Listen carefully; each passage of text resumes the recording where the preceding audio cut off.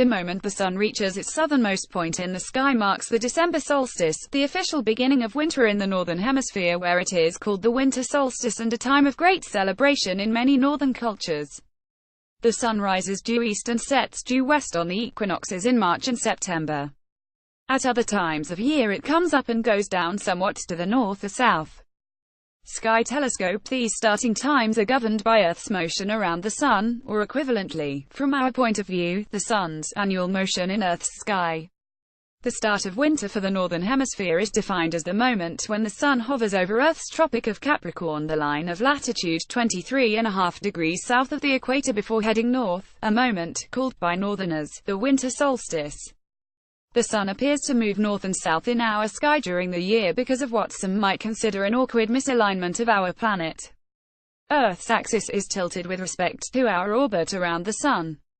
So when we're on one side of our orbit, the northern hemisphere is tipped sunward and gets heated by more direct solar rays, making summer. When we're on the opposite side of our orbit, the northern hemisphere is tipped away from the Sun.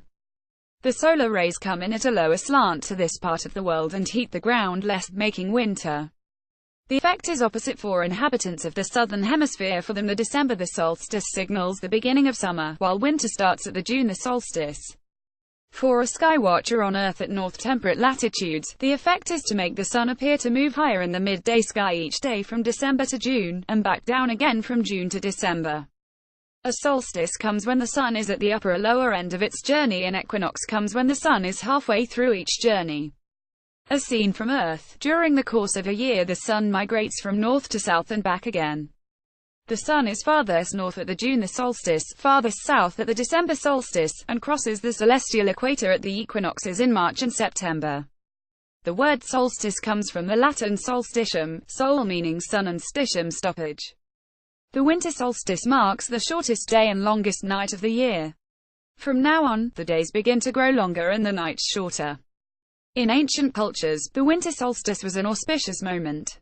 It meant the end of declining hours of sunlight and provided a sense of renewal as the sun began its daily climb higher in the sky. Winter solstice celebrations could well be the world's oldest holidays. There are more known rituals associated with this solstice than for any other time of the year. Prior to the Christian era, Romans called this day Dies Natalis Invicti Solis, the birthday of the unconquered sun. Earlier in Rome it was the time of Saturnalia, a notoriously wild holiday. In 46 BC the winter solstice fell around December 25. Despite calendar reforms, these celebrations, and the observance of Christmas by early Christians, remained locked to the 25th.